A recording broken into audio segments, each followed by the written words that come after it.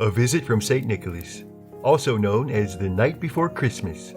Written by Clement Clark Moore. Illustrations by Arthur Rackham. Read by Stuffy, who is me. 'Twas the night before Christmas, when all through the house not a creature was stirring, not even a mouse. The stockings were hung by the chimney with care, in hopes that St. Nicholas soon would be there.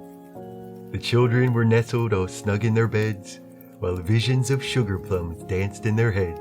And Mamma in her kerchief and I in my cap had just settled our brains for a long winter's nap, when out on the lawn there arose such a clatter, I sprang from my bed to see what was the matter.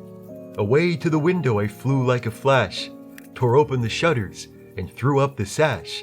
The moon on the breast of the new-fallen snow gave a luster of midday to objects below, when what to my wondering eyes did appear but a miniature sleigh and 8 tiny reindeer, with a little old driver so lively and quick, I knew in a moment he must be Saint Nick.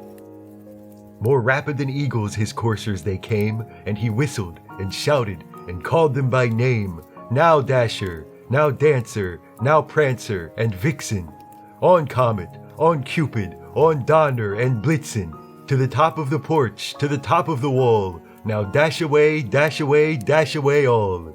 As leaves that before the wild hurricane fly, when they meet with an obstacle, mount to the sky, so up to the housetop the coursers they flew, with the sleigh full of toys, and St. Nicholas too. And then in a twinkling I heard on the roof the prancing and pawing of each little hoof. As I drew in my head and was turning around, down the chimney St. Nicholas came with a bound. He was dressed all in fur from his head to his foot, and his clothes were all tarnished with ashes and soot. A bundle of toys he had flung on his back, and he looked like a peddler just opening his pack. His eyes, how they twinkled! His dimples, how merry! His cheeks were like roses, his nose like a cherry. His droll little mouth was drawn up like a bow, and the beard on his chin was as white as the snow. The stump of a pipe he held tight in his teeth, and the smoke, it encircled his head like a wreath. He had a broad face and a little round belly that shook when he laughed, like a bowl full of jelly. He was chubby and plump, a right jolly old elf, and I laughed when I saw him, in spite of myself. A wink of his eye and a twist of his head soon gave me to know I had nothing to dread. He spoke not a word, but went straight to his work, and filled all the stockings, then turned with a jerk, and laying his finger aside of his nose, and giving a nod, up the chimney he rose.